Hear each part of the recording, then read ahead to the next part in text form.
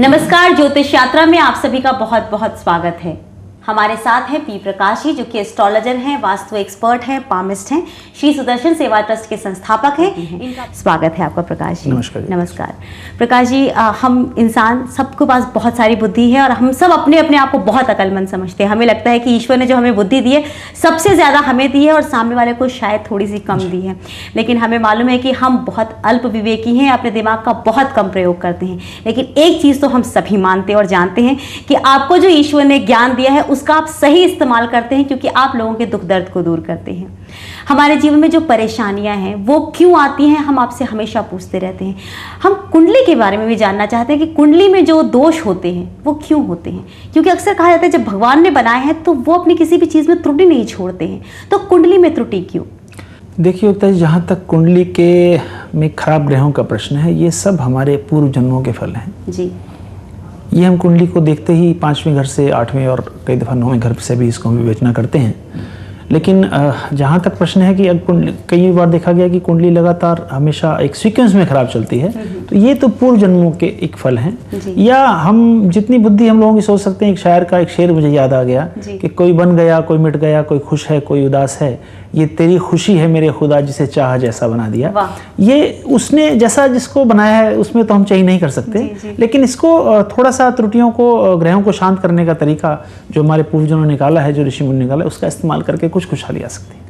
बहुत बढ़िया। हम भी चाहते हैं कि दुख दर्द को शांत किया जाए, दूर किया जाए, क्योंकि इसकी हमें बहुत ज़्यादा ज़रूरत है। आपने हमें पिछले कार्यक्रम में लगन के बारे में थोड़ी जानकारी दी थी और हम वो जानकारियाँ और आपसे प्राप्त करना चाहते हैं। आज वृष लग्न की बारी है, तो आज उसके बारे में आप क्या बताएंगे? देखिए, वृष लग्न के जो जातक हुआ करते हैं ये लोग काफ़ी परिश्रमी होते हैं, स्वार्थी होते हैं जी। परिश्रमी और स्वार्थी, थोड़े भारी शरीर वाले होते हैं जी। मस्तक चौड़ा होता है, धैर्यवान हुआ करते हैं, लक्ष्मीवान होते हैं, पुत्रवान होते हैं। लेकिन व्यवसाय को करने में, रिस्क लेने में हिचकिचाते हैं जी। तो जो व्यक्ति व्यवसाय को करने में रिस्क नहीं ले सकता, वो आदमी ऊंचाइयों को छूने में थोड़ा सा दिक्कत आती है। बिल्कुल। तो कुंडली की विवेचना करते वक्त वृषभ लग्न अगर किसी कुंडली में है तो 10th हाउस जब हम उसका देखेंगे तो ये हमारे दिमाग में हमेशा रहना चाहिए कि इसका लगन कौन सा है, किन ऊंचाइयों को वो छू पाएगा। जैसा कि हमने अपने प्रोग्राम में बोला था कि 3 चीजों का ध्यान रखना कुंडली में जरूरी है, देश, काल और पात्र का। जी बिल्कुल। वृष लग्न के जो बच्चे हैं वो हमारे जैसा देश है इसमें तकरीबन 5 फुट 8 इंच के हुआ करते हैं जी। जर्मनी में जाएंगे तो 6 फुट 2 इंच के, नेपाल में जाएंगे तो 5 फुट के। तो ये 3 चीज़ों का ध्यान रखकर अगर जो सीखने वाले दर्शक हैं अगर इन 3 चीज़ों का ध्यान रख के कुंडली की विवेचना करेंगे, लगन को ध्यान में रखते हुए, तो उनके जो फल हैं, जो उसकी प्रेडिक्शंस हैं, वो काफ़ी हद तक ठीक जाएगी। बहुत बढ़िया। आप हमें ज्योतिषी बनाकर ही मानेंगे और हम भी बनकर ही मानेंगे। जी। प्रकाश जी, आपने हमें कन्या राशि के बारे में हम जानना चाहते हैं आपसे, क्योंकि हमने आपसे पिछली बार एक सवाल पूछा था और कई वक्त से हम उसे लगातार पूछते आ रहे हैं कि अगर किसी के पास जन्म कुंडली नहीं है, जीवन उसे वक्त भी नहीं पता, अपना सही वक्त नहीं पता कि उसका जन्म कब हुआ था, किस तिथि पर हुआ था, तो उसको सिर्फ इतना मालूम हो कि वो किस राशि में उसका जन्म हुआ है, तो भी उससे मदद की जा सकती है।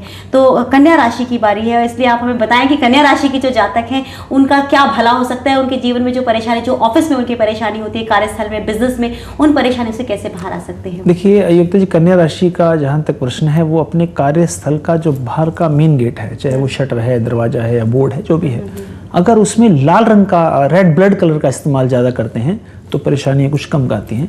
और हो सके तो बुधवार के दिन अगर कार्यस्थल के सामने से कभी गाय आपको गुजरती हुई नजर आ जाए कोई, क्योंकि हिंदुस्तान में तो ये ऐसा गायें घूमती रहती हैं, अगर आप उसको हरा चारा खिला सकें, या वहाँ नहीं है तो कहीं भी उसको हरा चारा थोड़ा डालें या हरी दाल उसको खाने के लिए दें, तो काफ़ी हद तक आपके जो कार्यस्थल में जो आपको दिक्कतें आ रही हैं वो दिक्कतें धीरे धीरे करके दूर हो जाएंगी। प्रकाश जी, धन्यवाद। आपने इतना बढ़िया हमें बताया कि गायों को चारा दे देने मात्र से कुछ परेशानियां दूर हो सकती हैं, और ज़्यादा अगर कुछ परेशानी है तो आपसे भी संपर्क किया जा सकता है, क्योंकि आप हस्तरेखा देखकर भी बहुत कुछ बता देते हैं। जिनके पास कुंडली नहीं है उनके लिए तो एक साधारण सा उपाय है कि वो अपना हस्तरेखा आपको दिखाएं और काफ़ी हद तक आप परेशानियों को दूर कर देते हैं। फिर अभी सबसे पहले आपसे मैं योग के विषय में जान लूँ, क्योंकि कहीं ऐसा ना हो कि योग हमारा अछूता रह जाए, जिसके बारे में हम जानकारी आपसे लगातार ले रहे हैं। देखिए, योग का जहाँ तक प्रश्न है, आज हम बात करेंगे एक योग का नाम होता है सरल योग, सीधा योग है जी। अगर 8वें घर का स्वामी 6ठे, 8वें या 12वें घर में खुद बैठ जाए, जैसा कि हमने पिछले प्रोग्राम में एक योग का जिक्र किया था, सेम इसी तरह ये विपरीत राजयोग भी है। ऐसे व्यक्ति बड़े उद्योगपति हुआ करते हैं, ऐसे व्यक्ति धैर्यवान होते हैं, ऐसे व्यक्ति धन और पुत्रवान हुआ करते हैं, ऐसे व्यक्तियों के काम बड़े आसानी से बन जाया करते हैं, कोई ऐसा मुश्किल नहीं आती है।